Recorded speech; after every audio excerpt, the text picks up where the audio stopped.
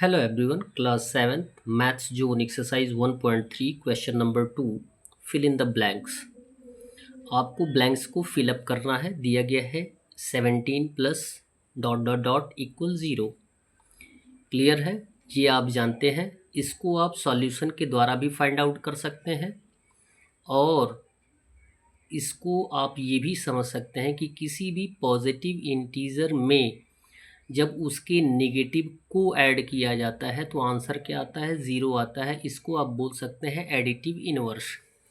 यानी यदि यहाँ 17 पॉजिटिव है तो यहाँ पे -17 लिख देंगे। तो जब ब्रैकेट हटाएंगे तो प्लस माइनस क्या हो जाएगा? माइनस। तो 17 माइनस 17 इक्वल कितना आ जाएगा? 0। ये भी कंडीशन अप्लाई कर सकते हैं। नहीं तो आप ये जानकारी कर सकते हैं कि किस तरीके से इसका सॉल्यूशन फाइंड आउट किया जा सकता है। तो इसको हम क्या मान लेंगे? एक्स मान लेंगे। कई तरीके हैं।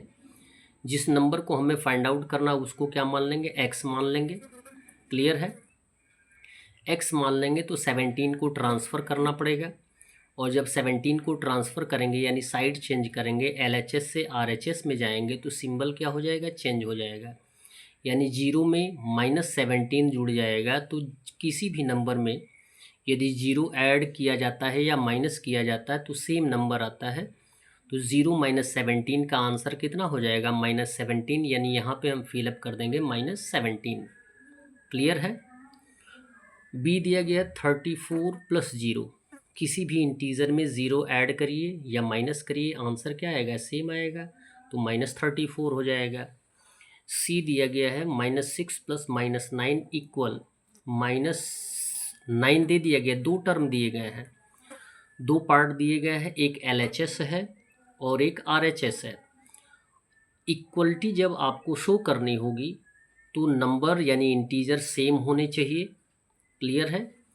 इक्वल का सिंबल दिया गया है। इक्वल के सिंबल यानी उसके पहले एलएचएस में लेफ्ट हैंड साइड में दो इंटीजर दिए गए हैं, एक -6 है, एक -9 है। तो आरएचएस में भी सेम नंबर होने चाहिए।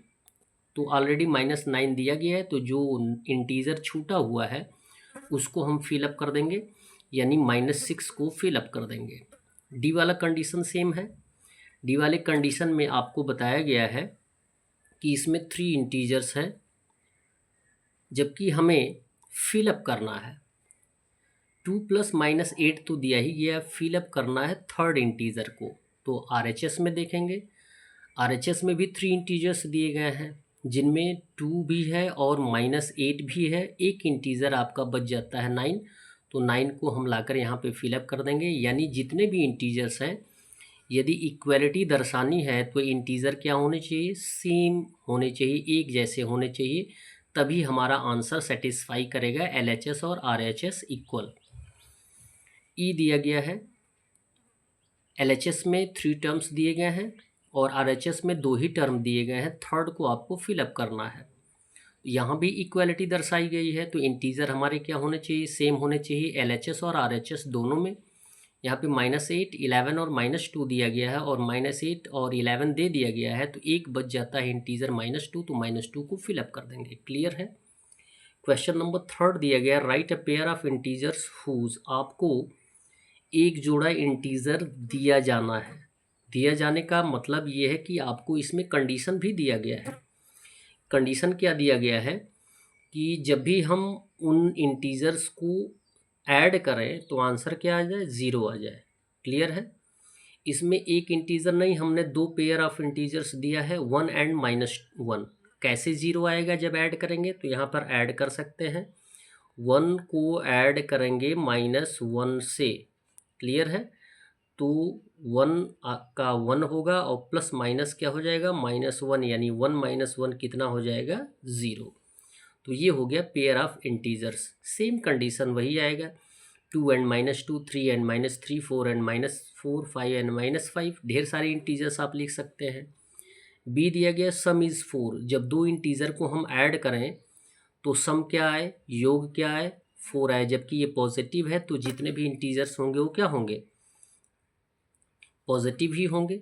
दो ऐसे एक पेयर ऑफ इंटीजर लिखना, 2 एंड 2 मान लेते हैं। 2 एंड 2 दो इंटीजर हो गए जिनको ऐड करेंगे तो कितना आएगा 4 आएगा। 2 + 2 कितना हो गया 4, 1 + 3 कितना हो गया 4, 3 + 1 कितना हो गया 4, और ऐसे ढेर सारे कंडीशंस हैं। सी दिया गया है सम इज़ -10। दो ऐसे इंटीजर लिखिए जिनको ऐड करने पर कितना आ जाए -10 आ जाए, यानी जो भी आंसर आए वो निगेटिव आ जाए। तो ये आपको ऑलरेडी बताया जाता है कि यदि दो इंटीजर दिए जाएं जो कि निगेटिव हों, उनको ऐड करने पर आंसर क्या होता है निगेटिव होता है। ये क्लियर है। तो इस बारे में आपको जानकारी होनी चाहिए। जैसे दो यानी वन पेयर ऑफ इंटीजर दिया गया है -1 एंड -9, यदि दोनों इंटीजर नेगेटिव होते हैं तो दोनों जुड़ जाते हैं, लेकिन आंसर क्या आता है निगेटिव होता है। -1 -9 कितना हो जाएगा -10, -2 -8 कितना हो जाएगा -10, -3 -7 कितना हो जाएगा -10। इस तरीके की कंडीशन ढेर सारे पेयर ऑफ इंटीजर्स हम लिख सकते हैं। डी दिया गया डिफरेंस इज -7। दो ऐसे इंटीजर लिखिए, यानी एक पेयर ऑफ इंटीजर ऐसे लिखिए जिनका डिफरेंस हम फाइंड आउट करें तो आंसर कितना आ जाए -7 आ जाए। तो यहाँ पे हमने दिया है 2 एंड -9, इसका डिफरेंस फाइंड आउट करके देख सकते हैं। 2 डिफरेंस फाइंड आउट करते हैं तो क्या देते हैं माइनस का सिंबल, और ये हो जाएगा -9। इसमें कुछ कंडीशन अप्लाई करने हैं, तो आप इसमें लिख सकते हैं ब्रैकेट हटाएंगे तो 2 और माइनस माइनस क्या हो जाएगा +9 इक्वल हो जाएगा 10। ये हो जाएगा आपका गलत, जबकि ये क्या होना चाहिए पॉजिटिव होना चाहिए। यानी 2 में से 9 माइनस करेंगे, 2 - 9 तो नेगेटिव बड़ा होगा पॉजिटिव छोटा होगा, तो बड़े में से छोटे को माइनस कर देंगे तो आंसर कितना आ जाएगा -7, यानी 3 एंड +10 लिखा जाएगा। क्लियर है। ई दिया गया है डिफरेंस -9। दो ऐसे इंटीजर लिखिए जिनका डिफरेंस फाइंड आउट करें तो -9 आ जाए। क्लियर। डिफरेंस फाइंड आउट करना, यहाँ भी पॉजिटिव ही होना चाहिए, या आप ये कह सकते हैं 10 एंड 1, 10 एंड 1, 10 - 1 कितना हो जाएगा 9, लेकिन यहाँ पे 10 क्या होना चाहिए नेगेटिव होना चाहिए और 1 क्या होना चाहिए पॉजिटिव होना चाहिए। क्लियर है। तब आंसर क्या हो जाएगा -9 होगा। इसमें भी सेम कंडीशन हम अप्लाई कर सकते हैं, -9 और -2। तो यहाँ पे दिया गया है, जबकि हमें डिफरेंस फाइंड आउट करना है तो ये कंडीशन आपको अप्लाई नहीं करना है। डिफरेंस फाइंड आउट करना है तो यहाँ पे लिखेंगे 1 - 10 इक्वल हो जाएगा -9। तो ये भी पॉजिटिव ही होगा। आप पॉजिटिव लिखकर सॉल्यूशन फाइंड आउट कर सकते हैं। एफ दिया गया डिफरेंस इज 10 यानी पॉजिटिव। आंसर क्या है पॉजिटिव है, तो हमारा इंटीजर भी पॉजिटिव मोस्टली रखेंगे। 11 एंड 1, 11 में से 1 माइनस कर देंगे तो क्या आ जाएगा 10 आ जाएगा। 12 में से 2 माइनस कर देंगे 10 आ जाएगा। 13 में से 3 माइनस कर देंगे कितना आ जाएगा 10 आ जाएगा। इस तरीके से ढेर सारे पेयर्स ऑफ इंटीजर्स हम लिख सकते हैं जिसका सॉल्यूशन दिए गए कंडीशंस के अनुसार आ सकता है। That's all. वीडियो को लाइक करें और चैनल को सब्सक्राइब करें, और अन्य लोगों को भी बताने का प्रयास करें कि आपके इस चैनल पे heritage math, grow with maths, maths master, progressive maths and maths zone का सॉल्यूशन मिलेगा। धन्यवाद।